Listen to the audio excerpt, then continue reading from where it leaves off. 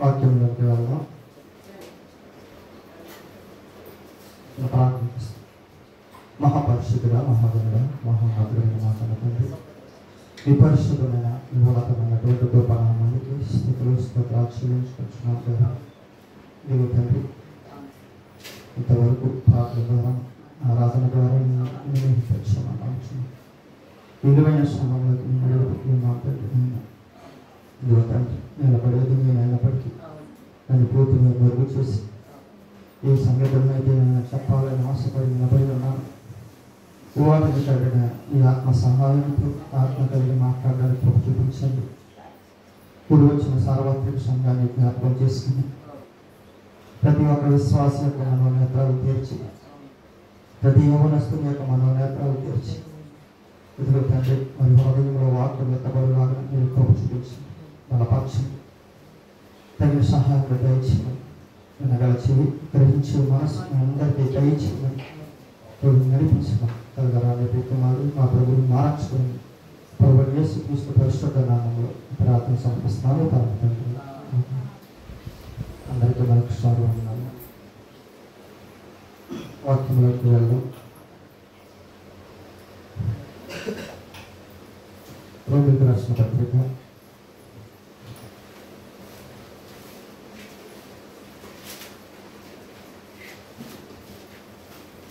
1వ అధ్యాయము.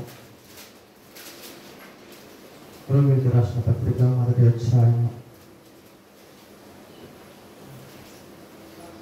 16వ వచనం. సువార్తను గూర్చి నేను సిగ్గుపడువాడను కాను, ఏలయనగా సువార్తను గూర్చి నేను సిగ్గుపడువాడను కాను.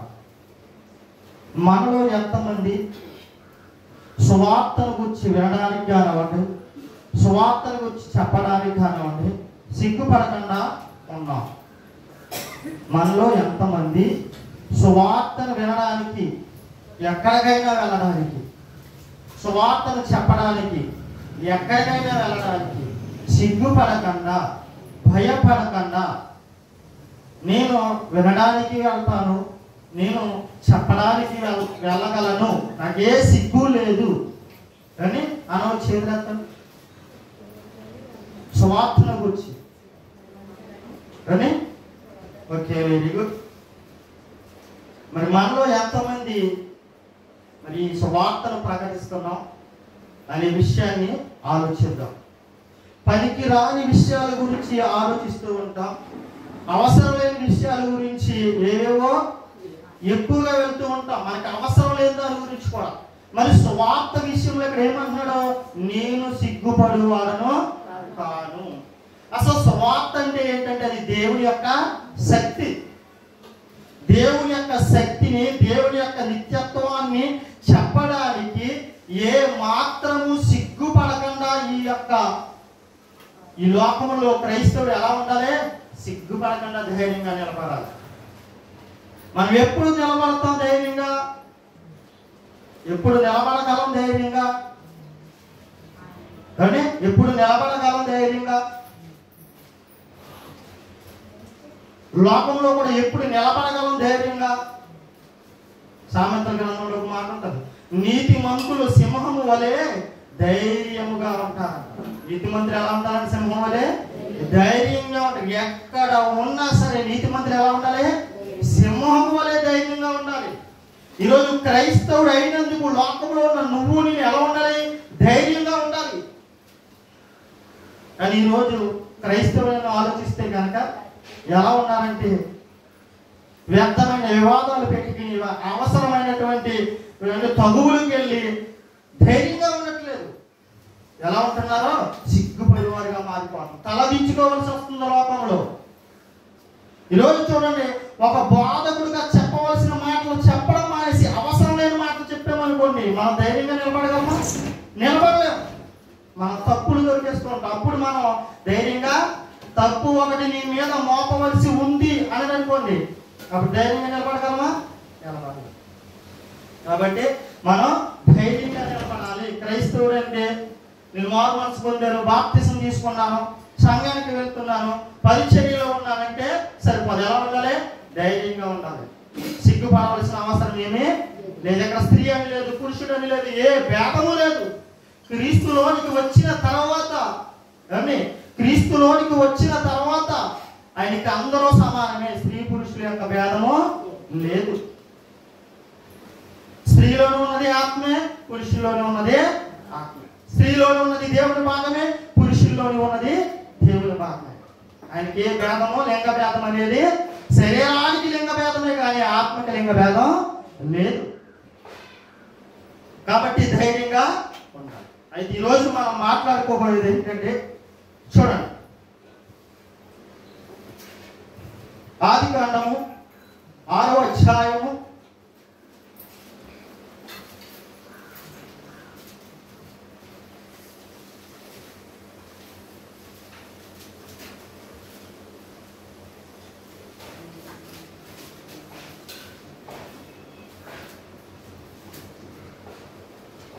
12వ వచనం చదవండి. దేవుడు భూలోకమును చూచినప్పుడు అది చెడిపోయి ఉండెను, భూమి మీద సమస్త శరీరులు తమ మార్గమును చెరుపు వేసుకొని ఉండిరి. చాలా ఇంపార్టెంట్ మాట, అంటే చాలా అవసరం. ఇట్లేమన్నాడు దేవుడు? దేవుడు భూలోకమును చూచినప్పుడు, దేవుని కన్నులు ఈ భూమి మీద ఉన్నప్పుడు, భూమి మీద ఎందుకు ఉన్నాయి దేవుని కన్నులు? ఎవరున్నారని ఉన్నాయి? అసలు దేవుడికి భూమిని చూడవలసిన అవసరం ఏంటి? అసలు ఎవరున్నారని చూస్తున్నాడు ఆయన? ఎవరున్నారో భూమి మీద ఎవరున్నారండి? భూమి మీద ఎవరున్నారో అసలు ఎవరున్నారని ఆయన చూస్తున్నాడు భూమి వైపు. చెప్పండి, ఎవరున్నారు భూమి మీద? మానవులు ఉన్నారని. అవునా? మానవులు ఆయనకి ఏమవుతుంది? మానవులు ఎలా పోతే ఆయనకి ఎందుకు? వదిలేయచ్చు కదా. దేవుడు తన పిల్లలు భూమి మీద ఉన్నారని భూమి వైపు చూస్తున్నాడంట. నువ్వు ఎక్కడో అంగారకులోనో చంద్రుడి మీద ఎక్కడో లేవు, ఎక్కడో ఉండాలనుకుంటే అది నీ అవివేకం అంతే. కానీ దేవుడు పర్టికులర్గా రాస్తున్నాడు, భూమి వైపు ఆయన చూస్తున్నాడు. భూమి వైపు ఎందుకు చూస్తున్నాడు? భూమి మీదే ఉన్నారు తన పిల్లలు కాబట్టి, భూమి మీదే సమస్త నివాస యోగ్యంగా ఆయన చేశాడు కాబట్టి భూమి వైపే చూస్తున్నాడంట. భూమి వైపు చూస్తున్నప్పుడు ఎలా ఉన్నారంట? దేవుడు భూలోకమును చూసినప్పుడు అది చెడిపోయి ఉండేను. భూలోకం ఏమైపోయింది? ఎప్పుడు చెడిపోయిందంట? నోవాహు జలప్రళయానికి ముందే చెడిపోయిందంట. సుమారు 4000 అంటే క్రీస్తుకు పూర్వం 2000 సంవత్సరాల క్రితం, దగ్గర 3000 సంవత్సరాల క్రితమే ఏమైపోయింది సమాజం? భూలోకం చెడిపోయింది. ఇప్పుడే కొత్తగా చెడిపోలా. భూలోకం ఎప్పుడు చెడిపోయింది? ఎప్పుడో చెడిపోయిందంట. చెడిపోయినటువంటి ఈ భూలోకాన్ని చూసి ఆయన మనోవేదన చెందాడు. నేను అసలు మనిషిని ఎందుకు చేశానని ఏడుస్తున్నాడంట. కానీ సమస్త శరీరులు ఎలా ఉన్నారంట? తమకు మార్గాలను నిర్దేశించాడు దేవుడు, కట్టడలు నియమించాడు దేవుడు. వాటిని విడిచిపెట్టి సమస్త శరీరులు తమ మార్గమును చెరిపి వేసుకున్నారు. మార్గానికి వెళ్ళవలసిన మార్గాన్ని చెరిపి వేసుకుని కొత్త మార్గాలు వేసుకున్నారంట. చెరిపి వేసి కొన్నారు. అందులో ఎవరున్నాడు? ఈ భూలోకంలో మనమున్నాం. కానీ ఎవరో చెడిపోయి, ఆనాడు వాళ్ళు చెడిపోరని దేవుడు చెప్పాడు కాబట్టి ఈనాడు కాదని అనుకుంటే కాదు, ఈనాడు ఇంకా అంతకన్నా ఎక్కువగా చెడిపోయింది సమాజం. ఈ సమాజం ఎలా ఉంది? ఈ భూలోకం ఎలా ఉందంటే చెడిపోయి ఉంది. సమస్త శరీరులు వారి మార్గమును ఏం చేసుకున్నారు? చెరిపి వేసుకున్నారు. దేవుడు చూపించిన మార్గం ఒకటైతే మనుషులు వేసుకున్న మార్గం ఒకటైతే. ఇలాంటి చెడిపోయినటువంటి ఈ భూలోకానికి వచ్చినటువంటి మనము మరి ఎంత జాగ్రత్తగా బ్రతకాలి? అంటే చెడిపోయిన సమాజంలోకి వెళ్ళి నువ్వు చెడిపోమని దేవుడు పంపించాడు అంటారా? దేవుడి ప్రణాళిక అదంటారా? అసలు దేవుడి ఉద్దేశం అదంటారా? అసలు దేవుని ఉద్దేశమో అది కాదు. ఆల్రెడీ సమాజం చెడిపోయింది కాబట్టి దేవుడు నోవహు జలప్రళయాన్ని తీసుకొచ్చి ఒక్క నీతిమంతుని కుటుంబాన్ని 80 మాత్రమే ఈ భూమి మీద ఇచ్చాడు. వారి ద్వారా మరలా దేవుడు ఏం చేశాడు? ఈ భూమి ప్రపంచాన్ని నింపాడు. నింపిన తర్వాత మరలా వాళ్ళు ఎలా ఉన్నారు? కాలంలో తర్వాత కాలంలో వాళ్ళు కూడా దేవుడు చూస్తుంటే భూలోకం ఎలా ఉంది? చెడిపోయి ఉంది. సొదొమ గొమొర పట్టణాలను చూస్తే కనుక ఎంత భయంకరంగా ఉంది, ఎంతో భయంకరంగా ఉంది. ఎవరిని విడిచిపెట్టట్లేదు. బాలురు సైతం బాలురు అంటే ఎంత వయసు? సుమారు 10 సంవత్సరాల వయసు. ఆ పిల్లలు కూడా ఎలా మారిపోయారంట? వారి శరీర కార్యకలాపాలు తీర్చుకోవడానికి ఏ మాత్రం వయసు భేదం లేకుండా శరీర కోరికలు తీర్చుకోవడం బాలురు సైతం చెడిపోయారంట. దేవుడు చూస్తూ ఊరుకున్నాడు. అప్పుడు అగ్ని గంధకాలను కురిపించాడు. ఆ పట్టణం మీద ఏం కురిపించాడు? అగ్ని గంధకాలు. అప్పుడు ఆ పట్టణం చెడిపోయింది. మా దారుణంగా సొదొమ గొమొర పట్టణం అప్పుడు చెడిపోయింది. కానీ యేసు ప్రభు వచ్చే కాలానికి మొత్తం భూ ప్రపంచం అంతా ఎలా ఉంది? సొదొమ గొమొర పట్టణాల కన్నా దిగజారిపోయింది. అప్పటికి ఇప్పటికి చూసుకుంటే అంటున్నాడు యేసు ప్రభు వచ్చే కాలానికి అప్పటి పట్టణమే కొద్దిగా బెటర్గా ఉన్నాం ఇప్పుడున్న సమాజాన్ని చూస్తే. అసలు ఇప్పుడు ఏం చేయాలి? అలా అయితే అయినా అని రెట్టింపు అగ్ని గంధకాలను కురిపించాలి. కానీ దేవుడు చూస్తూ ఊరుకుంటున్నారు. దేవుడు చెడిపోయిన సమాజంలో నుండి నిన్ను నన్ను బాగు చేయడానికి ఆయన పిలుచుకున్నాడు సువార్త ద్వారా. ఆ సువార్త ప్రకటించడానికి, చెడిపోయిన మన హృదయాన్ని మార్చడానికి తన కుమారుడైన క్రీస్తుని ఈ లోకానికి పంపించి చెడిపోయిన సమాజాన్ని ఉద్ధరించడానికి, బాగు చేయడానికి శిలువపై రక్తాన్ని కార్చి శరీరాన్ని నలగొట్టుకుని మన కొరకు ఆయన ఏమైపోయాడు? శిలువ త్యాగంలో తన కన్నీరు ప్రవాహ జలంగా మారింది. రక్తం ప్రవాహ జలంగా పారింది. ఎందుకు రక్తం అలా జలప్రలయంగా పారవలసి వచ్చింది?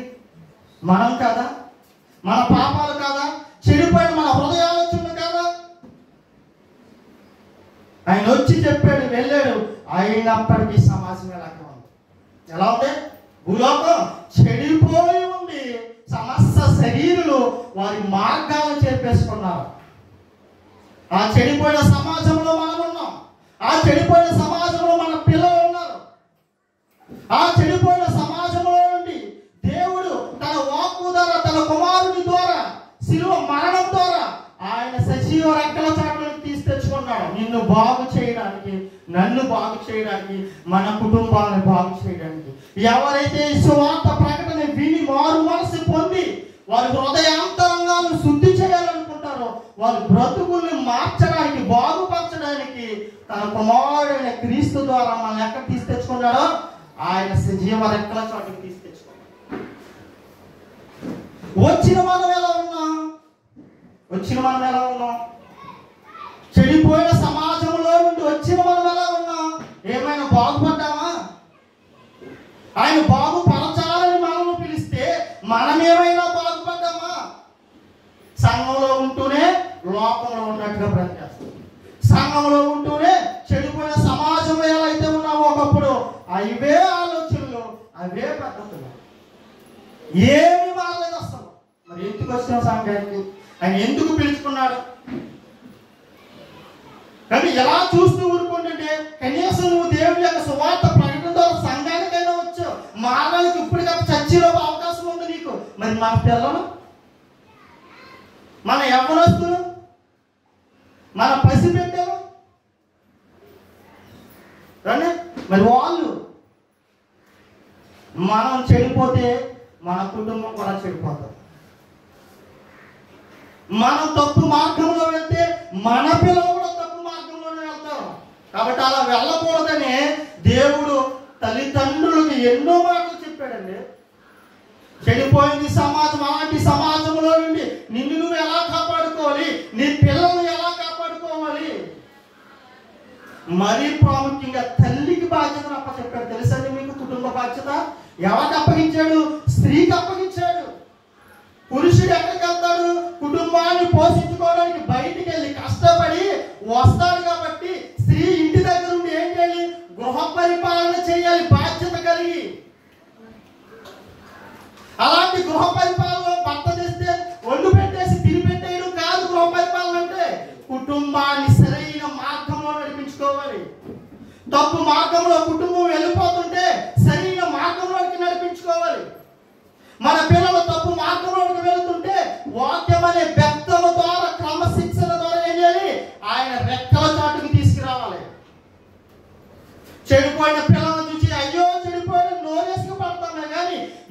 రోజైనా మన పిల్లలకి సువార్తలు చెప్పామా? ఏ రోజైనా మన బిడ్డలకి దేవుని గొప్పతనం చెప్పామా? బాగుపడ్డ పిల్లలు చూడండి, ఒకసారి ఎగ్జాంపుల్ చూపిస్తాను మీకు అని ఒక్కసారి జాగ్రత్తగా ఆలోచించండి. ఏలి ఉన్నాడు, ఏలి కుమారులు ఎలా ఉన్నారు? ఏలి ఎవరు? పాస్టర్ గారు. మా భాషలో చెప్పాలంటే ప్రవక్త అంటే ఎవరు? పాస్టర్ గారు. ఏలి గారు ఏం చేస్తున్నారు? సేవా పరిచర్యలో ఉన్నారు. ఇశ్రాయేలు ప్రజలకు ఏం చేస్తున్నారు? సేవా పరిచర్య చేస్తున్నారు. వాళ్ళ బిడ్డలు ఎలా ఉన్నారు? వాళ్ళు ఏమవ్వాలి? అసలు పాస్టర్ గారు అబ్బాయి ఏమవ్వాలి? మంచి నడవడికలో ఉండాలి, దేవుని సేవలో ఉండాలి. కానీ దుర్మార్గులు ఎలా ఉన్నారు? దేవుని సేవకుని పిల్లలు ఎలా ఉన్నారు? గట్టిగా లోకం కన్నా చెడిపోయిన వారుగా ఉన్నారు. సంఘానికి వస్తున్న వారు ఏం చేస్తున్నారంట? దుర్మార్గపు పనులు చేస్తున్నారంట. సంఘంగా కూడుకుంటున్నటువంటి దేవుని జనాంగం ఎటువంటి కార్యక్రమాలు చేస్తున్నారు? దుర్మార్గాలు ఓడికట్టారు వీళ్ళు. కారణం ఎవరు? తండ్రి ఏమో సువార్త ప్రకటనలో ఉన్నాడు, తల్లి ఏం చేస్తుంది ఇంటి దగ్గర? తల్లి చెప్పకపోవడాన్ని బట్టి బిడ్డలు ఏమైపోరు? తప్పుడు మార్గంలోకి వెళ్తారు. సరే, ఏలీ గారి దగ్గర పెరిగిన సమూయేలు మాత్రం ఎలా ఉన్నాడు? ఇశ్రాయేలుకి పెద్ద గొప్ప ప్రవక్తగా మారిపోయారు. ఎవరు? సమూయేలు గారు. తెలుసు కదా మనందరికీ. సమూయేలు ప్రవక్త ఇశ్రాయేలు ప్రజలకు ఎలా ఉన్నాడు?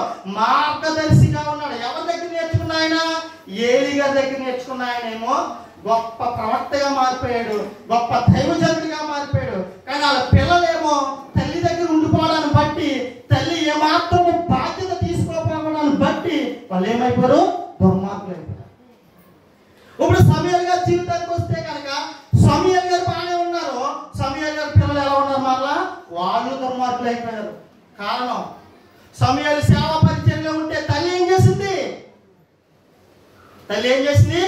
చేతగాని దద్దమ్మలా ఉండిపోయింది. నా భర్త ఏలి ప్రవక్త కాబట్టి నా భర్త సమూయేలు గారు పర్వాలేదు అనుకుంది అంతే. కానీ కళ్ళప్పటికి చూస్తూ ఊరుకుంటే బిడ్డలు మన కళ్ళ ముందు ఏమైపోతున్నారు? నిత్య నాశనానికి, నిత్య నరకానికి జారిపోతున్నారు. ఎవరు? పాస్టర్ గారు కుమారులు లేరు, ప్రవక్త కుమారులు లేరు, రాజుల కుమారులు లేరు, అధికారుల కుమారులు లేరు. దేవుని దృష్టికి ఎవరైనా ఉంటే దేవుని మార్గాన్ని విడిచిపెట్టి తప్పుడు మార్గంలోకి వెళ్తే నువ్వెంత గొప్పవాడు వారైనా సరే నిన్ను ఆయన లెక్కలోనికి తీసుకో. అందుకే వారిద్దరు పేర్లు రాయించుంటారు దేవుడు, నాకు తెలిసి. కానీ అన్న ఏం చేసింది? సమూయేలుని దేవుళ్ళు పెంచిందా? పాలు విడిచే సమయానికి దేవుడి గురించి చెప్పిందా? తన బిడ్డ తన పాలు విడిచే సమయం వరకు దేవుడి కోసం పెంచింది అన్న. దేవునికి ప్రతిష్ఠించుకుంది సమూయేలుని. అన్న పెంచింది సమూయేలు భక్తి జీవితంలో. కాబట్టి ప్రవక్త దగ్గరికి వెళ్ళి ప్రవక్త దగ్గర గొప్ప వాక్యాలు నేర్చుకుని దేవుని దర్శనాన్ని ఆయన అనుభవంలోనికి తెచ్చుకుని గొప్ప ప్రవక్త అయ్యాడు. కానీ ఏలి కుమారులు దుర్మార్గులు అయ్యారు. సమూయేలు తల్లి పెంచింది కాబట్టి సమూయేలు గారు సరైన మార్గంలో వెళ్ళారు. కానీ సమూయేలు భార్య తన పిల్లలను విడిచిపెట్టింది కాబట్టి వాళ్ళు ఏమైపోయారు? దుర్మార్గులు అయిపోయారు. మనకి పిల్లలు అందరికీ సాధారణంగా పుట్టేస్తున్నారు కదా పిల్లలు. బాధ్యత తెలియట్లేదు మనకి. కానీ పెళ్లి చేసుకున్న కొన్నాళ్ళకి పిల్లలు ఇచ్చేస్తారు కాబట్టి దేవుడు పిల్లలంటే ఏంటో, కుమారులంటే ఏంటో, కుమార్తెలంటే ఏంటో, వాళ్ళు ఎలా పెంచాలో ఏమాత్రము బాధ్యత లేదు. వదిలేసిన ఊరి మీద కనీసం అంతే. ఏమన్నట్టు వాళ్ళు ఏదైనా తప్పు చేశాడని తెలిస్తే మాకు ఏం చేస్తాం? నోరేసి కాని మాటలు ఆడతామే తప్ప వాడిని సరైన మార్గంలో పెట్టలే. మన వల్ల కాదు. ఇంకా ఎప్పుడు వదిలేసాం? మనం చిన్ననాటి నుండి వదిలేసాం. యవ్వన ప్రాయం వచ్చాక ఏదో సాగుతుంది. ఏంటది? చేతులు కాలే కాపు కట్టుకున్నా ఏ ప్రయోజనమో ఉండదు. లోకంలో సామెత, బైబిల్లో సామెత కాదు. చూడండి ఎలా ఉంది. తల్లులు ఏం చేశారు? తల్లులు బిడ్డలు అంటే బాధ్యత ఎవరినప్పటికీ ఇక్కడ కుటుంబ బాధ్యత అంటే దేవుడు స్త్రీకి చాలా ప్రాధాన్యత ఇచ్చాడండి. దేవుడు స్త్రీకి గొప్ప అధికారాన్ని ఇచ్చాడు. కుటుంబాన్ని ఏడుకో, కుటుంబాన్ని చూసుకో. నీ భర్తను సంతోష పెట్టవలసింది నువ్వే. నీ భర్త గౌరవంగా బ్రతకాలన్న కారణం నువ్వే. నీ భర్త నలుగురి పెద్దలతో, ఊరి పెద్దలతో మధ్య నిలబడాలన్నా కూడా కారణం నువ్వే. తల దించుకుని సిగ్గుమాలిన తల దించుకుని వెళ్ళాలన్నా భారం నువ్వే అవుతావు. చూసారండి, దేవుడు ఎక్కడైనా స్త్రీని కించపరిచాడా? బాధ్యత చెప్తున్నాడు. ఈరోజు చాలా మంది తెలియక బైబుల్ దేవుడు అండి స్త్రీని అవమానపరిచాడండి. చదివేస్తే తెలుస్తుంది అందరికి, చదవకుండా ఎవడో పొల్లయ్య చెప్పి మాట వినేసి వరద జల్లుతూ ఉంటారు. కుటుంబ బాధ్యతని స్త్రీకి అప్పచెప్పాడు దేవుడు. అని స్త్రీకి పెద్ద పీట వేశాడు దేవుడు. ఒక స్త్రీ ద్వారా రాజ్యాన్ని కాపాడుకున్నాడు దేవుడు. ఎస్తేరు ద్వారా ఏం చేస్తున్నాడు? తన ప్రజలను కాపాడుకున్నాడు దేవుడు.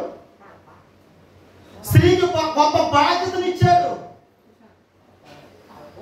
వాడు ఎవరైనా సరే తల్లికి పిల్లలు ఎవరో, వాడు రాజు అయినా అధికారి అయినా తల్లికి ఎవరవుతాడు? కొడుకే అవుతాడు. అవునా కాదా? తల్లికి ఏమవుతాడు? నేను రాజుని, నీ మాట వినేదేంటి అందో ఎవడనే అనడానికి సరిపోడు. అనడానికి సరిపోడు. ప్రవక్త అయినట్టు ప్రవక్తగా, చివరి ప్రవక్తగా వచ్చిన యేసు ప్రభుకు ముందుగా వచ్చిన ప్రవక్త అయినప్పటికీ, బాప్తిసం ఇచ్చి యోహాను అయినప్పటికీ, యోహాను జీవితం కూడా చూస్తే కనుక తల్లి ఎలా పెంచింది? దేవుని ఉద్దేశాలు ఏంటో నేర్పింది. అందుకే ఆయన ఏం చేశాడు?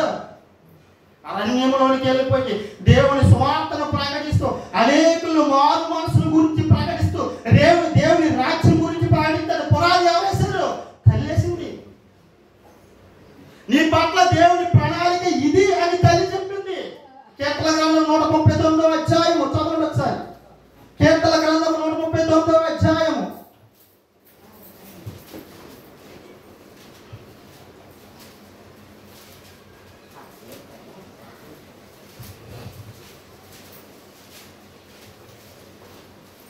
పదహారు వచనం నుంచి చదువుదాం. నేను పెండమునై ఉండగా నీ కన్నులు నన్ను చూచెను. నేను ఎలా ఉండగా చూశానంట దేవుడు నన్ను? పెండం. పెండం అంటే మీ అందరికీ తెలుసు. పెండం అంటే చచ్చిపోయిన తర్వాత పెండం కాదు. నేను తల్లి గర్భములో పెండమునై ఉండగా నీ కన్నులు నన్ను చూసి, అప్పటి నుండి దేవుడు చూస్తున్నాడు మనల్ని, మన పిల్లల్ని. ఆయన కన్నులు మన మీద ఉన్నాయి. తర్వాత చదవమ్మా. నియమింపబడిన దినములలో ఒకటైనను కాక మునిపే, నియమింపబడిన నీ దినాలు ఒకటైనా కాక మునిపే నా దినములన్నీ నీ గ్రంథములో లిఖితములాయను. ఆయన గ్రంథంలో రాసేసుకున్నాడంటే, నీకు ఒక్క దినం కూడా కేటాయించక ముందే, నీకు ఒక్క దినం కూడా నిర్ణయించక ముందే ఆయన గ్రంథం ఏం చేసుకున్నాడో మన దినాలన్నీ రాసేసుకున్నాడు. అంత మాత్రమే కాదు, మనం ఏదో వచ్చేసాం, పెళ్లి చేసుకున్నాం, పిల్లలు పుట్టేశారు, కనీసం వదిలేసాం అనుకుంటున్నాం. తల్లి గర్భములో నుండి బయటికి వచ్చిన ప్రతి బిడ్డను గురించి చెబుతున్నాడు. చూడండి దేవుడి యొక్క ప్రణాళిక ఏంటి, దేవుడి యొక్క ఆలోచన ఏంటో చెప్తున్నాడు. దేవుడి యొక్క చదువమ్మా. దేవా నీ తలంపులు నాకెంత ప్రియమైనవి. తండ్రి నీ తలంపులు నాకెంతో ఇష్టమైనవి. ఎందుకు అసలు ఇష్టం? వాటి మొత్తం ఎంత గొప్పది. వాటి మొత్తం అంతా కూడా చాలా గొప్పదంట దేవుని తలంపులు మన ఎడల. మన తల్లిదండ్రుల తలంపులు ఏంటి? బిడ్డ స్కూల్కి వెళ్ళే వయసు వచ్చినప్పుడు స్కూల్కి వెళ్ళాలి, స్కూల్ వయసు అయిపోయినప్పుడు కాలేజీకి వెళ్ళాలి, కాలేజీ వయసు అయిపోయినప్పుడు ఏదైనా జాబ్ చేయాలి, ధనం సంపాదించాలి, వాడు కారులో తిరగాలి, లేకపోతే మమ్మల్ని కారులో చెప్పాలి. తలంపులు ఇవే, అంత మించేయకుండా పొడిసింది. కానీ ఆయన తలంపులు ఏంటంట? లెక్కలేనవి. నీ తలంపులు ఎంత ప్రియమైనవి. చదవమ్మా. వాటి మొత్తం ఎంత గొప్పది. వాటిని లెక్కించదని అనుకుంటున్నా అవి ఇసుక కంటే నువ్వు లెక్కకు ఎక్కువై ఉన్నాయంట. నా ఒక్కడి విషయంలో కాదు, దావీదు ఒక్కడి విషయంలో కాదు, సమూయేలు ఒక్కడి విషయంలో కాదు, ప్రవక్తల విషయాల్లో కాదు, భూమి మీదకి వచ్చిన ప్రతి మానవుడి ఎడల, క్రైస్తవుడు లేడు, అన్యుడు లేడు, అందరి ఎడల కూడా దేవుడికి ఎన్నో తలంపులు ఉన్నాయంట. నా బిడ్డ ఈ భూమి మీదకి తల్లి గర్భంలో రాబోతున్నాడు, వీడి పట్ల నా తలంపులు ఇవి రాసుకున్నాడు ఆయన. నా ఉద్దేశాలు ఇవి ఆయన రాసుకున్నాడు. కానీ ఆయన ఉద్దేశాన్ని, ఆయన తలంపులు ఏం చేశాం? పక్కన పడేశాం. కానీ నా తల్లి చెప్పదు, భూమి మీదకి వచ్చిన మనిషి కూడా చదవడు. ఎందుకు చదవంటే చెప్పం.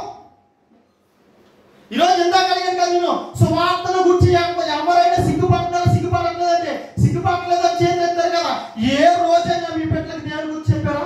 ఇప్పుడు చెప్పండి, చేతులు. ఏ రోజైనా నా బిడ్డల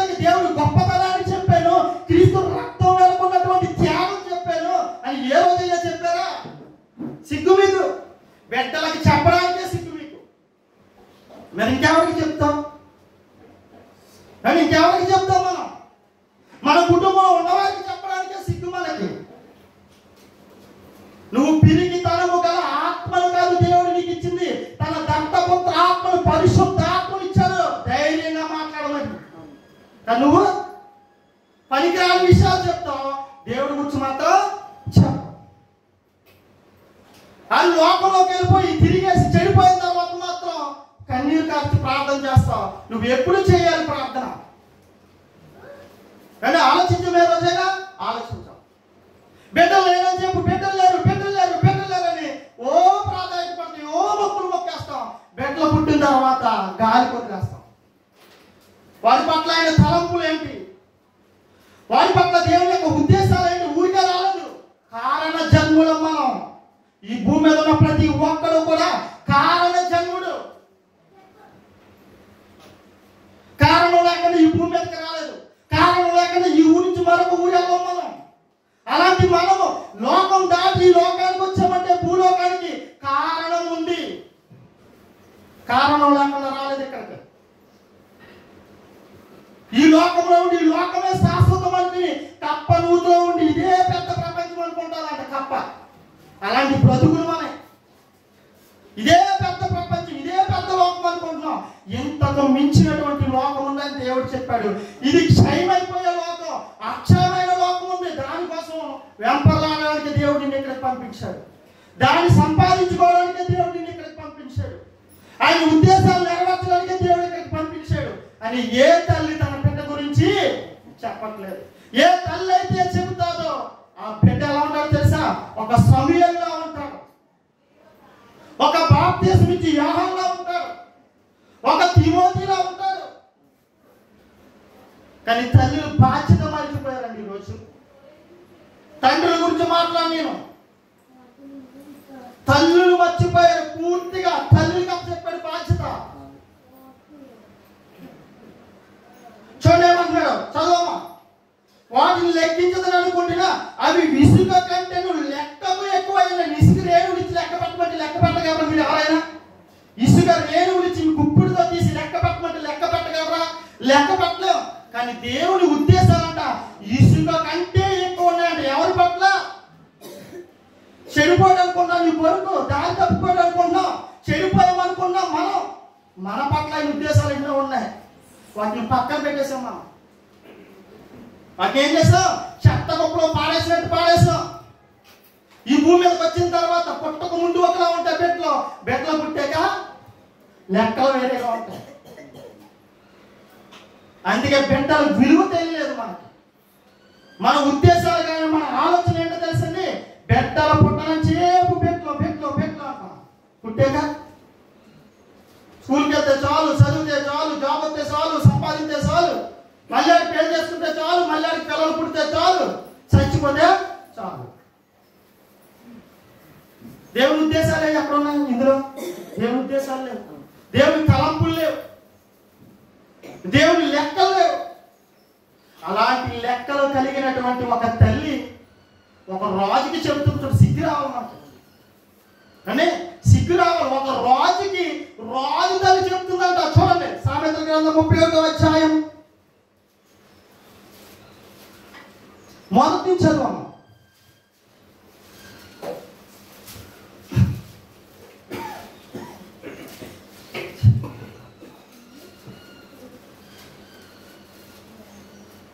సామెతల గ్రంథం 31వ అధ్యాయము. రాజైన లెవీయేలు మాటలు. అతని తల్లి అతనికి ఉపదేశించిన దేవుడు. ఎవరు ఉపదేశించారంట? మళ్ళా చెప్పండి, ఎవరు ఉపదేశించారు రాజుకి? తల్లి ఉపదేశించింది. నువ్వేం ఉపదేశిస్తున్నావు నీ పిల్లలకి? ఉపదేశించావు, ఏమి ఉపదేశించావు? కానీ వాళ్ళ ప్రయోజకులు అయిపోవాలి. అందుకే దేవుడు ఏమన్నాడు? మీరు చెడ్డవాళ్ళ మీ పిల్లలకి మంచి ఇవ్వాలని ఎలా అనుకుంటున్నారు? మనం మంచోళ్ళమైతే ఏం చెప్తాం? పిల్లలకి దేవుని గురించి చెప్తాం. పిల్లలకి దేవుని గురించి చెప్పట్లేదంటే మనం నీతిమంతులు కాదు, భక్తిహీనులు మనం. చూడేమంటున్నాడు? రాజైన లెవీయేలు అతని తల్లి అతనికి ఉపదేశించిన దేవుడికి. రాజుకే తల్లి ఉపదేశిస్తుందంట. నేను రాజుని చెప్పొద్దంటలేదు అక్కడ. కానీ నీ కొడుకు అయితే ఏమంటాడు? నువ్వు ఇచ్చిన లోపం బట్టి చెప్పేలా అవుతాకపో అంటాడు. అని చెప్పేలా అవుతాకపో అంటాడు. ఎందుకు? నువ్వు చిన్ననాటి నుండి చెప్పలేదు కాబట్టి. ఎప్పటి నుంచి చెప్పమన్నాడు? బాలుని హృదయంలో మూఢత్వము స్వాభావికముగానే వస్తుంది. మూఢత్వం ఎలా వస్తుందంట? లోకంలో ఉన్నాం కాబట్టి, లోకంలో మూఢత్వం ఉంది కాబట్టి ఆ మూఢత్వం బాలుడిగా ఉన్నప్పుడే వచ్చేస్తుంది.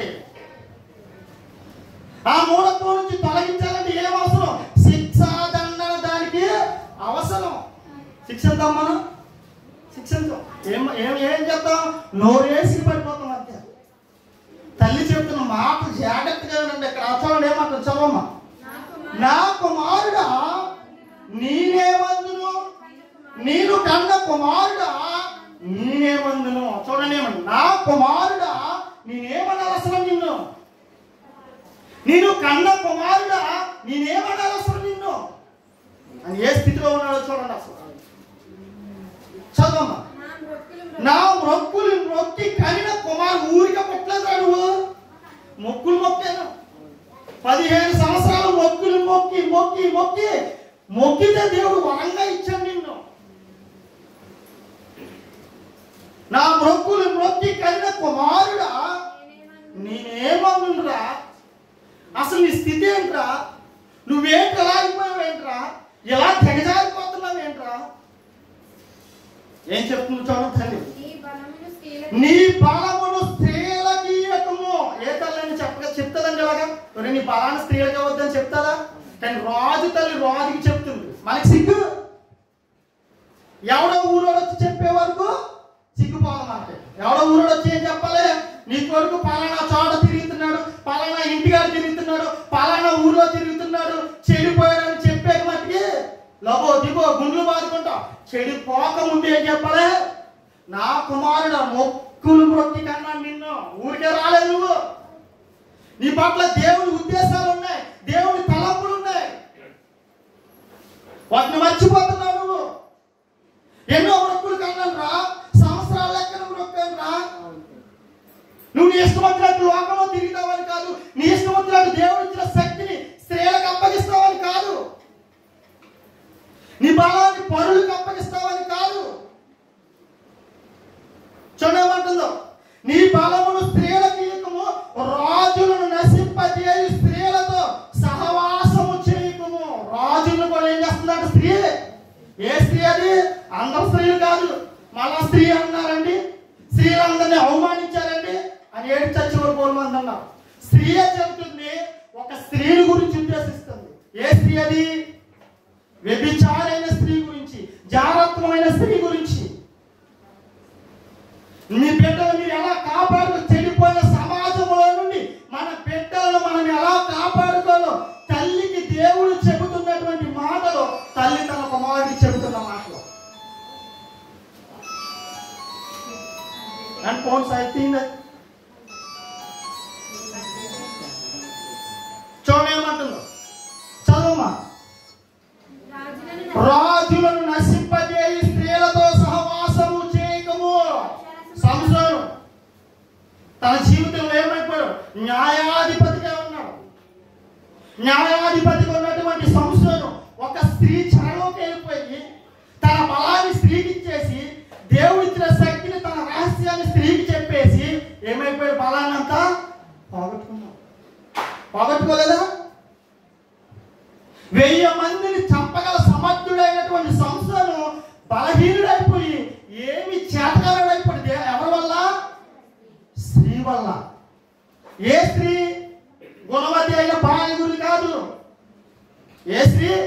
జాగ్రత్తము గల స్త్రీ, వ్యభిచారి అయిన స్త్రీ, భర్త ఉండగానే మరొక పురుషుని వల వేసుకుని లాక్కునే స్త్రీ గురించి చెప్తుంది తల్లి.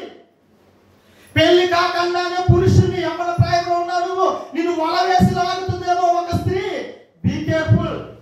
నీ బలం, నీ శక్తి దేవునికి వాడాలి, కానీ పరాయి స్త్రీకి వాడకూడదు, ఇవ్వకూడదు. నువ్వు ఈ బలం ఏమైపోతుంది? క్షీణించిపోతుంది. ఏ తల్లైనా చెప్తారండి అలాగా? చెప్పదు. ఏ తండ్రి అయినా చెప్తాడా? చెప్పడు. ఎందుకు? సిగ్గు. ఎందుకు? మన బ్రతుకులు కూడా అలాగే ఉంటాయి. ఏం చెప్తాం మరి మనం? చెప్పలేం. చెప్పగలమా? సాక్ష్యం లేకుండా చెప్పలేం. ఇక్కడ చూడండి ఏమంటున్నాడు? నీ బలమును స్త్రీలకు ఇయ్యకము, రాజులను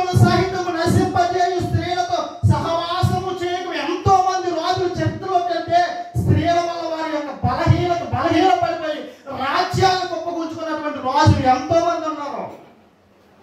వివాహం చేసుకున్న భార్యతో కాదు, అక్రమ సంబంధం పెట్టుకున్న స్త్రీల వల్ల, స్త్రీ వ్యామోహంలో పడిపోయి వారి బలాన్ని, వారి శక్తిని, వారి జ్ఞానాన్ని పోగొట్టుకుని ఏమైపోయాడు? సర్వనాశనం అయిపోయాడు. నువ్వు కూడా అలా అయిపోతావు, జాగ్రత్త. ఇంకేమని చూడండి, ద్రాక్షరసము త్రాగుట రాజులకు తగదు. ద్రాక్షరసం త్రాగుట రాజులు. ఒకవేళ తాగేమనుకో, నీ న్యాయం ఎలా తీర్చాలో ఈ రోజు న్యాయం తీర్చామని చూస్తే లోకంలో అందరూ తాగిపోతే, ఒక్క కాయ ఎక్కువైతే తీర్పు చక్కగా, ఎవడో ఎక్కువ కాయ అయితే దానికి తీర్పు చెప్తాడు. ఆయన ఏమన్నాడు? ఎవరైతే మద్యం తాగుతాడో వాడు అక్రమమైన తీర్పు తీరుస్తాడు. ఖచ్చితంగా ఇది. ఒక త్రాగుబోతుని తీర్పు తెచ్చమంటే ఏంటని సమాజం నాకు అర్థం కాదు అసలు. కానీ ఒక త్రాగుబోతుని, ఒక తిరుగుబోతుని తీసుకొచ్చి మన పిల్లలు అంటాం, ఆడి ముందు నుంచోబెట్టి ఇలా తప్పు చేస్తున్నాడండి చెప్పండి. ఆడంటాడో, ఒరే నువ్వు అలా చేయకూడదు, వీడు పెద్ద భక్తుడు మరి.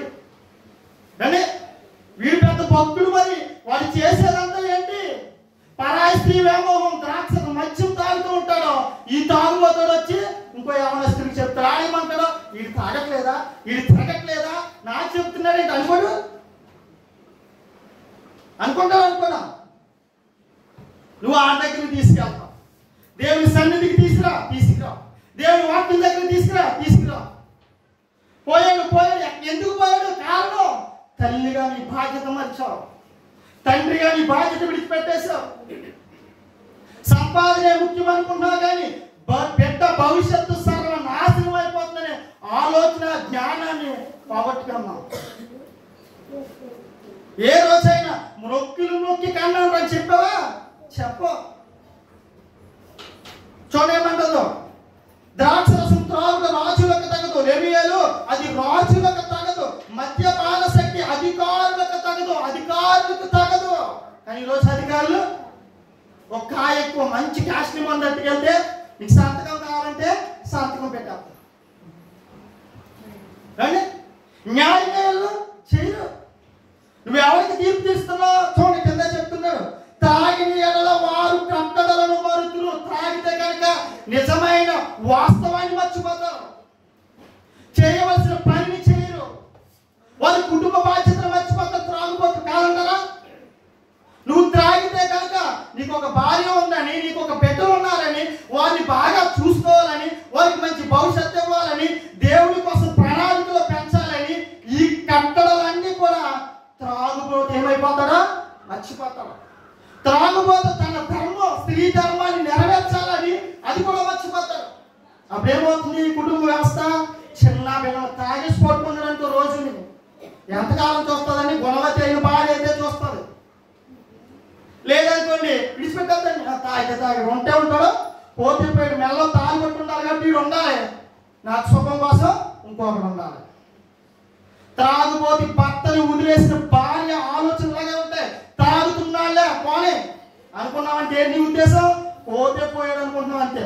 కుటుంబం ఏమైపోతుందని ఆలోచించట్లేదు. ఒక తల్లి చేయవలసిన బాధ్యత, తల్లి ఏం చేయాలి చెప్పాలి.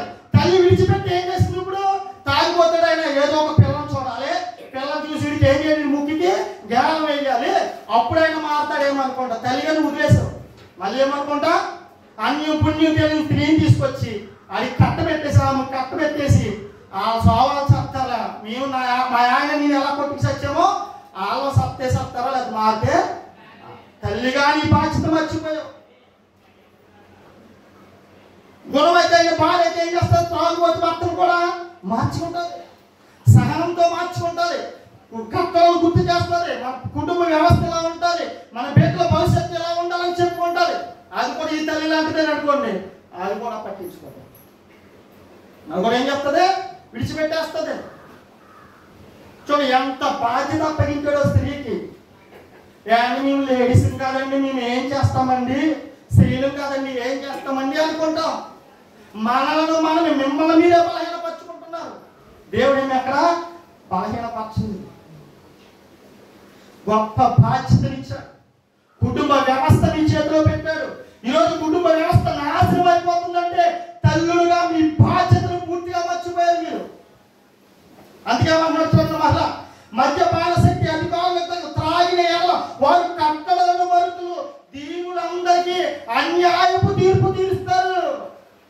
దరిద్రుడికి ఏం తీస్తారు? డబ్బున్నోడికి న్యాయం చేస్తాడు, డబ్బు లేని దీనుడికి దరిద్రుడికి అన్యాయం తీరుతుంది. ఎంతమంది లేదు ఈరోజు సమాజంలో? ఒక కార్యక్రమం అయితే వాడిదే తీర్పు, ఒక కట్టెకు వాడేస్తే వాడిదే తీర్పు. కట్టడలతో, నియమాలతో, ధర్మంతో, న్యాయంతో పల్లెదరికి. అలాంటి వాడు అసలు న్యాయంగా ఉండడానికి కూడా, న్యాయ నిర్ణేతగా ఉండడానికి కూడా అర్హత లేదు. కానీ చూడండి ఎలా ఉందో, ఎంత దీన స్థితికి దిగజారిపోతుందో. తల్లి చెప్పుకోవాల్సిన పద్ధతిలో బిడ్డలకి కనుక చెప్పకపోతే కుటుంబ వ్యవస్థ ఎలా చిన్నాభిన్నమైపోతుంది, దేవుడి కట్టుని ఎలా మర్చిపోతున్నాడు, చివరికి వాడు ఏమైపోతాడో నిత్య నరకానికి జారిపోతున్నాడు. ఇంకేమని చదువు సరిపోద్దా? చూద్దాం. సామెతల గ్రంథం 22వ అధ్యాయం. సామెతల గ్రంథం 22వ అధ్యాయం 6వ వచనం. బాలుడు నడవవలసిన త్రోవను వానికి నేర్పును. ఎప్పుడు నేర్పాలంట? అది యవనస్తుడు అయిపోయి, దారి తప్పిపోయి, తిరుగుబోతు అయిపోయి, తాగుబోతు అయిపోయి, ఇష్టానుసారంగా వారి శరీరాన్ని పాడు చేసుకుని అప్పుడు నోరేసి పడ్డం కాదు. ఎప్పుడు చెప్పాలి? బాలుడుగా ఉండగానే వాడికి ఏం నేర్పాడు?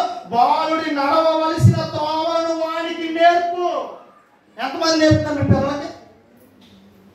బాలుడు నడవలసిన త్రోవ ఇది, దేవుడు నడవమన్న త్రోవ ఇది, ఈ మార్గం.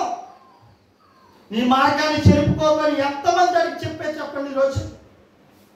అని ఎంతమంది మీ బిడ్డలకు చెప్పారు? అంటే చేతులారా మన బిడ్డలు మనమే నాశనం చేసుకున్నామా లేదా? చేతులారా మన జీవితాన్ని మనమే నాశనం చేసుకున్నాం, మన కుటుంబాన్ని మనమే ఏం చేసుకున్నాం? సర్వ నాశనం చేసుకుని వాళ్ళు భౌతికంగాను నాశనం అయిపోతున్నారు, ఆత్మికంగాను నిత్య నరకానికి వెళ్ళిపోతున్నారు. అటు కుటుంబ వ్యవస్థకి దూరం అయిపోతున్నారు, జీవము గల దేవునికి దూరం అయిపోతున్నారు. అందుకే మన 15వ వచనం చూడండి. వారి హృదయంలో మూఢత్వము స్వాభావికంగా పుట్టును. స్వాభావికంగానే బాలుడికి ఎలా వచ్చేస్తుందంట?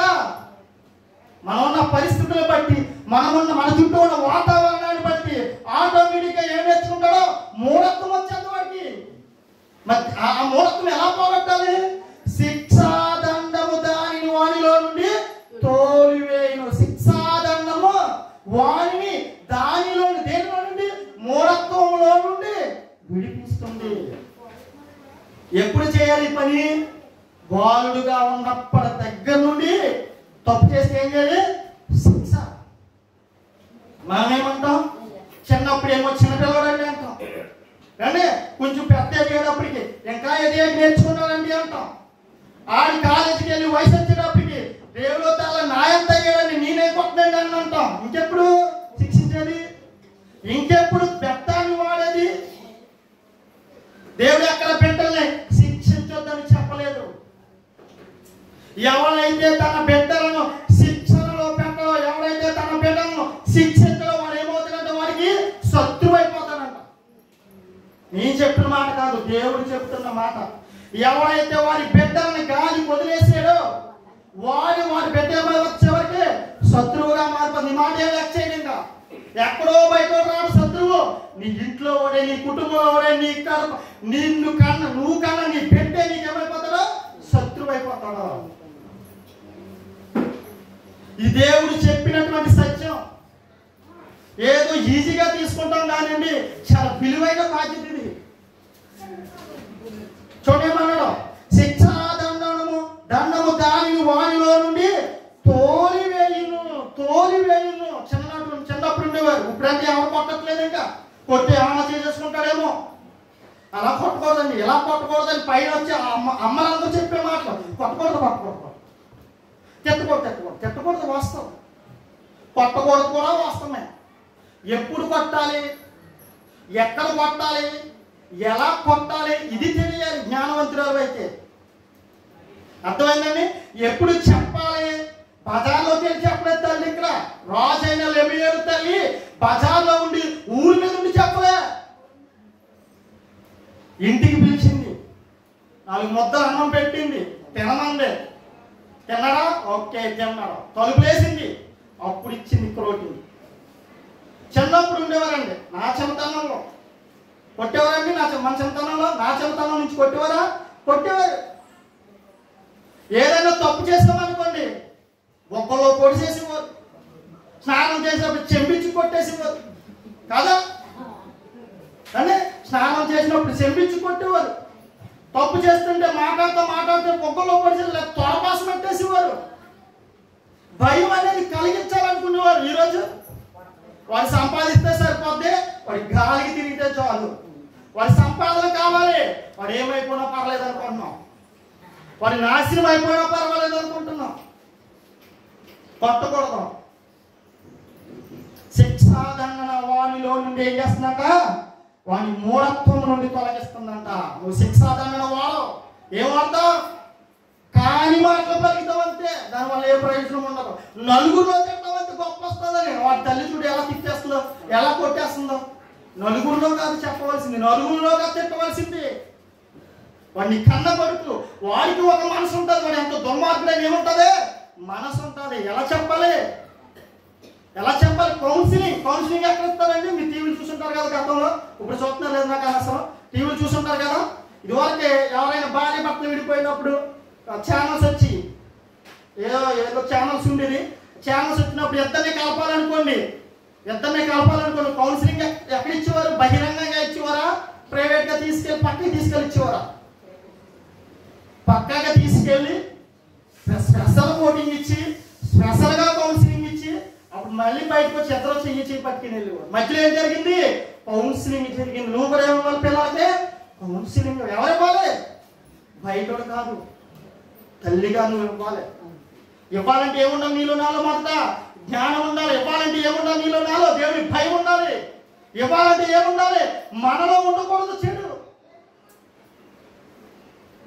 ఇప్పుడు ఆడు ఏదో అల్లరి చేసాడు అనుకోండి, మా బాబు ఉన్నారు కదా ఇక్కడ, అదేదో అల్లరి చేసాడు అనుకోండి, ఆడికి ఏమాత్రం తండ్రి భయం లేదు అన్నాను అనుకోండి, అప్పుడు నేను వెళ్ళి కొట్టేదాన్ని?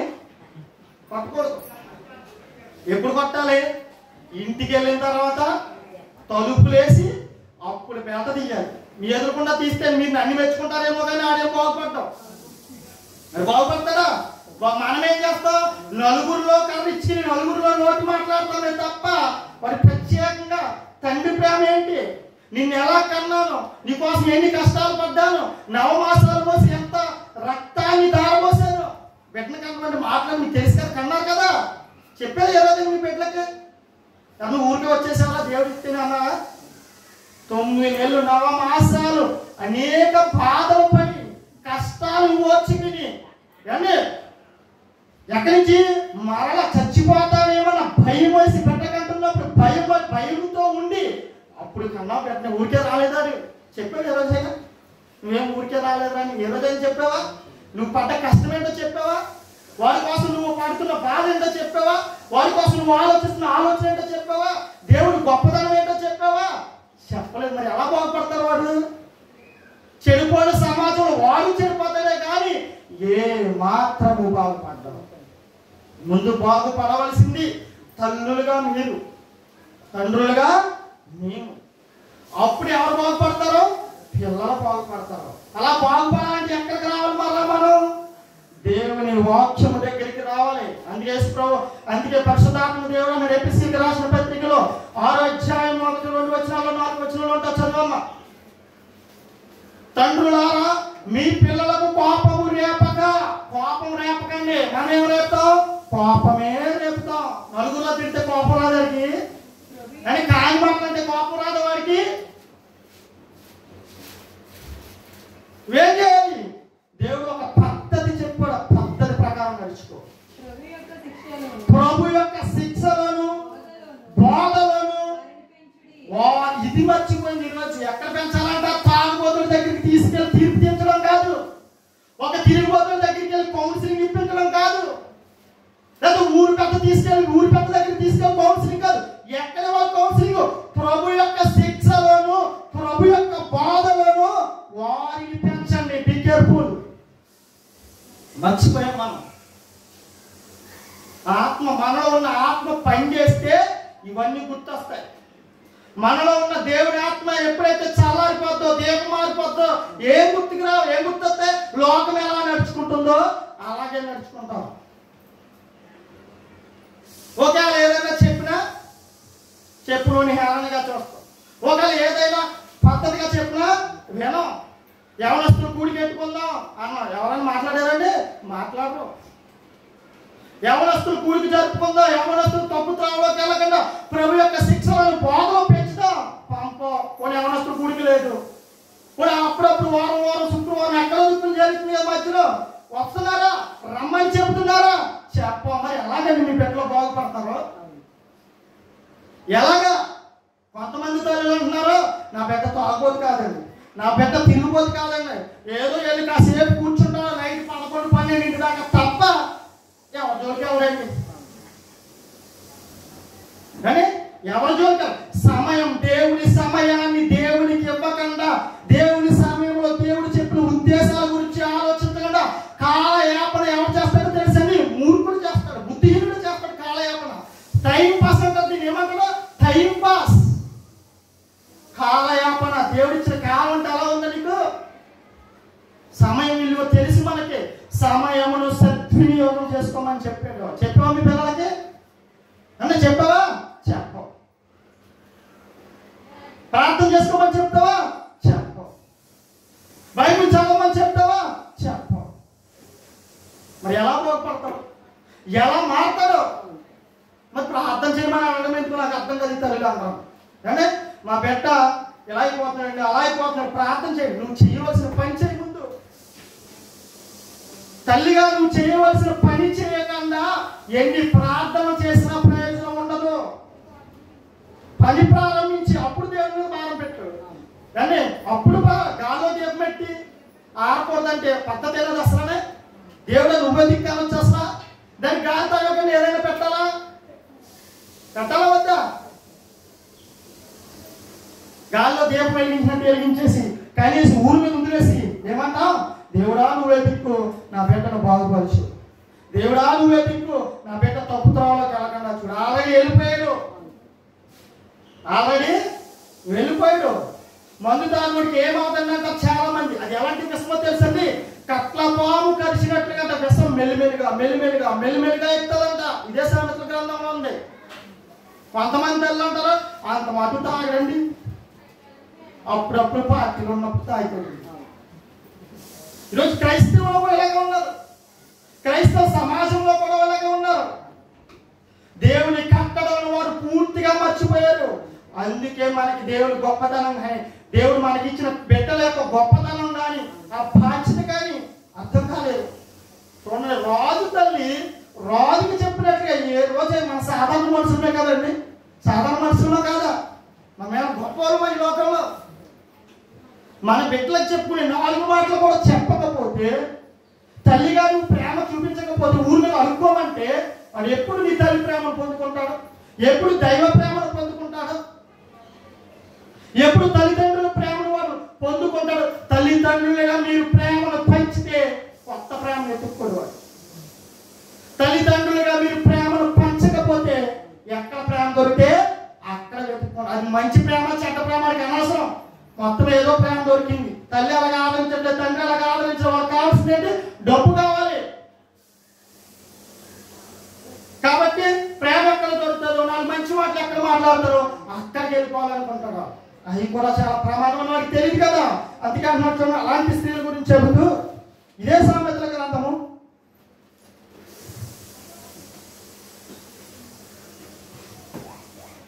అన్ని చూడండి. నా కుమారుడా, నా కుమారుడా, నా కుమారుడనే సంబోధిస్తున్న సామెతల గ్రంథం అంతా కూడా చూడండి. నా కుమారుడా, 3వ వచనం చదవమ్మా. 5వ అధ్యాయం, సామెతల గ్రంథం 5వ అధ్యాయం.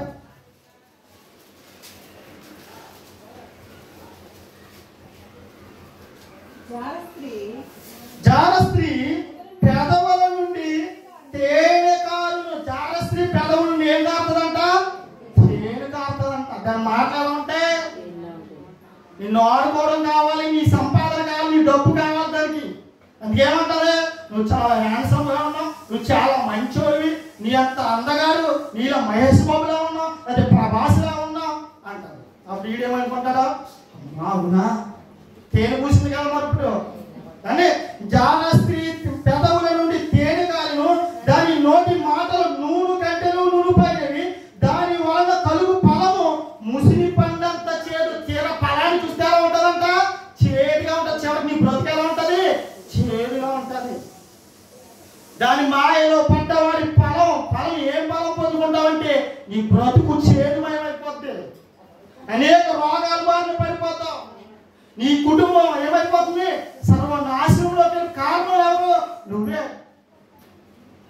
చూడండి తర్వాత ఏమంటాడు, అది 2 అంచుల కత్తి అంత పదును గలది. అది ఎలా ఉంటుందంటే జాన స్త్రీ 2 పక్కల కత్తి ఉంటుందంట. దాని నడతలు మరణములకు దిగుటకు దారి తీరు, దాని అడుగులు పాతాళములకు చక్కగా చేరుతారు. అడుగుల్లోకి వెళ్ళేవనుకో చెప్పాలి తల్లులు, దాని అడుగు జాడల్లోకి వెళ్ళేవనుకో ఎక్కడికి వెళ్ళిపోతాం, పాతాళానికి చక్కగా తెలియకన్నమాట. మెల్లిగా తడి కొట్టుకోమంటారు చూసారా, అలా వెళ్ళిపోతాం అంతే, తెలియదు. దాని నడతలు దాని అడుగులు పాతాళములకు చక్కగా చేరు, అది జీవమార్గం ఏ మాత్రమే విచారించు, నువ్వేమైపోవడానికి అనవసరం. తర్వాత చదవం, ఏమో వచ్చాక ఏమిటో వచ్చిన చదవము. జాల స్త్రీ ఛాయకు పోక నీడకు కూడా వెళ్ళొద్దు. నువ్వు చెప్పాలి, యవనస్తులకి చెప్పాలి, చిన్ననాటి నుండి చెప్పాలి. చాలా ప్రమాదం. ప్రపంచం అంతా కూడా భూలోకం అంతా ఎలా ఉంది, చెడిపోయింది. ఇదే బాణిలో ఉంది కానీ ఇదే బాణిలో ఉంది, తెలియట్లేదు.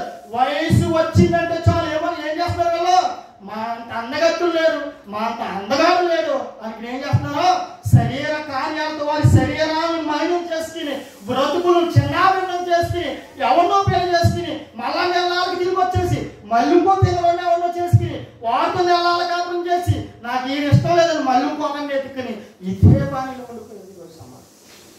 నిన్న కాక మొన్న ఒక తల్లి ఏం చేస్తుందంట, సహోదరి చెల్లి ఏం చేస్తుంది తెలుసు మీకు, 10th క్లాస్ చదివే అమ్మాయి అబ్బాయి కోసం తల్లినే చంపేసిందంట. 10th క్లాస్ చదువుతున్న అమ్మాయి ఏం చేసింది తెలుసండి, తల్లి అడ్డుగా ఉందని ఎవరినైతే ఇది ప్రేమించిందో వాడి ద్వారానే తల్లిని చంపేసింది.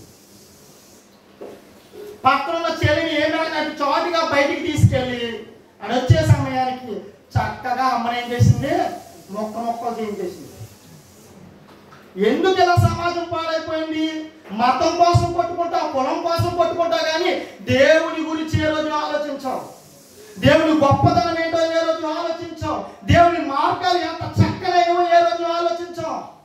ఎందుకు ఆలోచించడం తెలుసండి, మన చుట్టూ ఉన్న సమాజంలో అధికారులు, మన చుట్టూ ఉన్న రాజకీయ నాయకులు ఎలా ఉన్నారో వాళ్ళు ఎలాగే ఉన్నారు, వాళ్ళు ఫాలో అవుతారు, సినిమా హీరోలు ఫాలో అవుతారు, రాజకీయ నాయకులు ఫాలో అవుతారు. దేవుని ఎవరో గూగుల్ మ్యాప్ లో కొట్టుకోండి, ప్రపంచ మానవాళిని కూడా మంచి మార్గంలో నడిపించిన వ్యక్తుల్లో ఎవరైనా మొదటి వ్యక్తి ఎవరైనా కొట్టు, యేసుక్రీస్తు ప్రభు అని వస్తాము. కానీ యేసుక్రీస్తు ప్రభువు మొదటి మనుష్యులలో మొదటిగా సర్వ మానవాళి ప్రపంచాన్ని బాగుపరిచే మాటలు చెప్పింది ఎవరంటే ఒక్క యేసుక్రీస్తు ప్రభు. ఎవడో ఒప్పుకుంటే ఒప్పుకోకపోతే నీకెందుకు, కానీ అది మన మతం కాదు, మన కులం కాదంటే ఎవరు అంటే బుద్ధిహీనుడు అంటే నీకెందుకు, నీ బుద్ధి ఏమైంది. ఆయన్ని వెంట తీసుకెళ్ళాలని పిల్లల్ని, కానీ మన పక్కన అవసరం లేదు, మనకి ఏం అవసరం లేదు. సమాజం ఎంత భయంకరంగా ఉందంటే చాలా భయంకరంగా ఉంది. చెడిపోయిన భూలోకంలో చెడిపోయినటువంటి వారిగా ఈరోజు తల్లులు ఉన్నారు, పిల్లలు ఉన్నారు, తండ్రులు ఉన్నారు. సమాజం మొత్తం చెడిపోయింది. అందుకే యేసు ప్రభు నీతిమంతుడు లేడు, ఒక్కడు లేడు, అందరూ దారి తొలగి బొత్తిగా చెడిపోయారు. అందుకే ఆ నీతిమంతుడైన ప్రభు ఈ లోకానికి వచ్చి సర్వ మానవాళి మురికిని కలిగి వేయడానికి తన రక్తాన్ని కాచాడు, తన శరీరాన్ని నలగగొట్టుకున్నాడు. అప్పుడు నువ్వు ప్రభు యొక్క శిక్షలోనికి బాధలోనికి వస్తే నీ బ్రతుకు బాగుపడుతుంది, మీ బిడ్డల బ్రతుకులు బాగుపడతాయి, నిత్య మార్గానికి దారిని నువ్వు తెలుసుకుంటావు. వెళ్తాం, లేకపోతే ఎక్కడికి వెళ్తాం? మనం పాతాళానికి పోతాం, మన బిడ్డలు పాతాళానికి వెళ్ళిపోతాం. ఇది ఎంత మాత్రము మనకి మంచిది కాదు, ఎంత మాత్రమో మంచిది కాదు, ఏ మాత్రమో ప్రయోజనం కాదు. మన కుటుంబాలకు కానీ, మన పిల్లలకు కానీ, మనకు కానీ ఏ ప్రయోజనం లేదు. అందుకే మనం ఏం చేయాలి? లోకాన్ని అనుసరించగా ఉత్తమంలో అనుకూలమైన దేవుని చిత్తమేదో పరీక్షించి పరిశోధించి తెలుసుకుని ముందడుగు వేయాలి. అలా చేస్తే చెడిపోయిన సమాజంలో కొంతమందినైనా చెడిపోకుండా కాపాడగలుగుతాం. నీ బిడ్డను కాపాడుతా, బిడ్డ మరొక నలుగురిని కాపాడగలుగుతాడు. అర్థమవుతుంది మీకు నా మాట? ఒక్క నీ బిడ్డే, నా బిడ్డ ఒకటి మారిపోతే ఏం మారిపోద్ది అనుకోవచ్చు మన సమాజం. ఈనాటి యేసుక్రీస్తు ప్రభు ఒక్కడిగా వచ్చాడు ఈ లోకానికి. వచ్చిన ఆయన అనేకులను మార్చాడు. వచ్చిన ఆయన మొదట ఆయన భూమి మీద కేవలం 12 మందిని మార్చాడు. ఆ 12 మందిని భూమిని తల క్రిందులు చేసేవారుగా మారి ఈరోజు ప్రపంచవ్యాప్తంగా ఏమైంది? క్రైస్తవ్యం విప్లవంగా మారింది, విస్తరించింది. మనుషులు ఒక ఎగ్జాంపుల్ చెప్తున్నాను చూడండి. ఒకనాడంట ఈ లోకల్ ప్రాంతంలోనే సువార్తపురం అనే ఒక గ్రామం ఉండేదంట. సువార్తపురం అన్నారా? సినిమా పేరు ఉంటారు. సువార్తపురం సినిమా అయినారు పేరు. సువార్తపురం దొంగలని సినిమా ఒకటి ఉంది. అది నిన్ను నిలువు దోపిడీ చేస్తా, ఉన్న పరంగా నేను ఏం చేస్తా తెలుసా? దోసేసుకుని ఎలా దోచుకున్నాడో తెలియదు. అలాంటి వాళ్ళు కూడా సువార్త ప్రకటన ద్వారా మార్చినటువంటి ఘనత ఒక క్రైస్తవ్యానికి మాత్రమే ఉంది. అది మతం కాదు. చెడిపోయిన మనిషిని మార్చే మార్గం అని ఎగ్జాంపుల్ టీవీ 9లో చెప్పారు. ఒకప్పుడు సువార్తపురం గజ దొంగలుగా ఉన్న వారు ఈరోజు సువార్తపురంగా మారిపోయిందంట. ఆ గ్రామం సువార్తపురంగా మారిపోయి అనేకులకు సహకారులుగా, అనేకులు ఇబ్బందులు ఉన్న వారికి పరామర్శించే, అందరినీ ఆప్యాయతగా పలకరించి వాళ్ళు తిరిగి వాళ్ళని కష్టపడి పనిచేసి అనేకులు ఏం చేస్తారో తెలుసండి? సహకారులుగా ఉన్నారు. ఎవరు వాళ్ళు? గజ దొంగలు. నువ్వు నుంచున్న పరంగా నిలువు దోపిడీ చేసేటువంటి వారు ఎవరైతే ఉన్నారో వాళ్ళు నీకోసం నుంచున్న పరంగా ప్రాణాలను కూడా పెట్టే స్థితిలోకి మారిపోయారంటే ఈ ఘనత ఎవరిది? ఒక్క యేసుక్రీస్తు ప్రభువు మాత్రమే. ఇందులో ఏం లేదు, మతం, స్వార్థం, కులం ఏమీ లేదు. అందుకని వాళ్ళందరూ ఎలా మారారు? మనుషులుగా మారారు. చెడిపోయిన సమాజంలో పెద్ద గజ దొంగలుగా ఉన్న వాళ్ళు ఎలా మారారు? మనుషులుగా మారారు. దైవత్వంలోకి మారుతున్నారు. అనేకులకు మాదిరి చూపిస్తున్నారు. అలాంటి ప్రభుని విడిచిపెట్టేసి ఊరి మీద అడుక్కోమని ఊరి మీద విడిచిపెట్టేసి మా బిడ్డలు బాగుపడట్లేదంటే ఎప్పటికీ బాగుపడరు. కాబట్టి ఏం చేయాలి? ప్రభు యొక్క శిక్షలోను, ప్రభు యొక్క బోధలను పెంచాలంటే ఎవరు చెప్పాలి? ఎప్పుడు పాస్టర్ గారు వచ్చి చెప్పరు. ఎవరు చెప్పాలి? తల్లి చెప్పాలి. ఎప్పటి నుండి చెప్పాలి? బాలుడిలోగా ఉన్నప్పటి నుండి చెప్పాలి.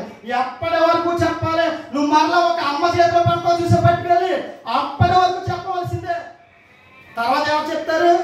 వాడికి అమ్మ ఎవరో ఆ అమ్మే అమ్మ అవుతుంది. అర్థమైంది నీకు? ఆ అమ్మే చూసుకోవాలి నీ బాధ్యత. ఆ అమ్మ చెప్పాలి నీ బాధ్యత. ఒకవేళ భర్త తల్లి చేతిలో మారకపోతే మళ్ళీ ఎవరు మార్చుకోవాలి? తల్లే భార్య మార్చుకోవాలి. మార్చుకుంటేనే మళ్ళీ బిడ్డ ఎలా ఉంటారో మారగలుగుతారు. అది ఇది దేవుడు చెబుతున్నటువంటి, స్త్రీకి చెప్పినటువంటి బాధ్యత. ఇందులో ఎక్కడైనా మతం ఉందా?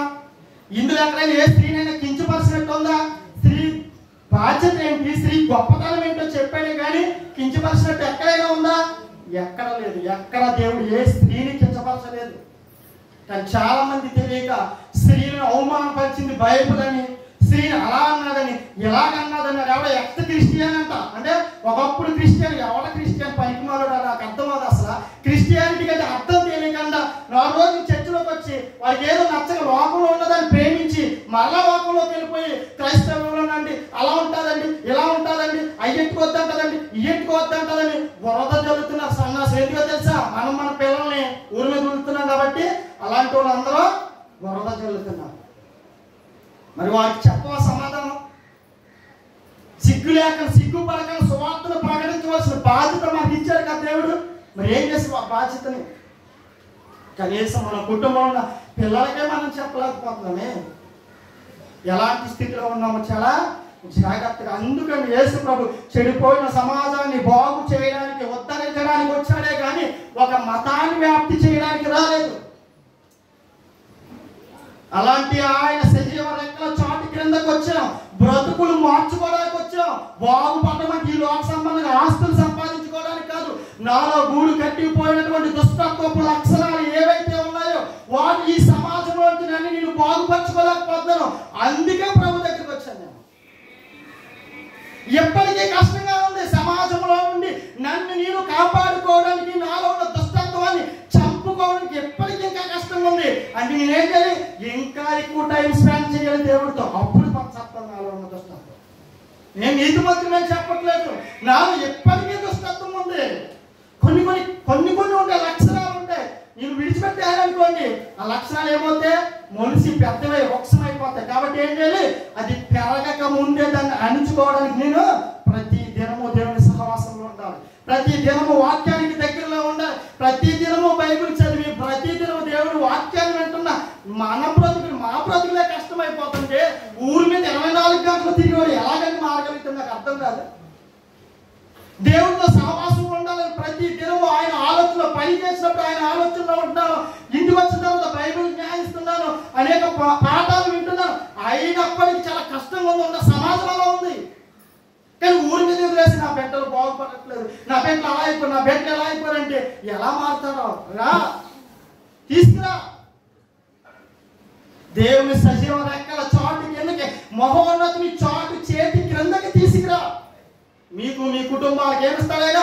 విశ్రాంతినిస్తాడు. తీసుకురావాల్సిన బాధ్యత మనది. భారం అనుకోకూడదు, బాధ్యత అనుకోవాలి.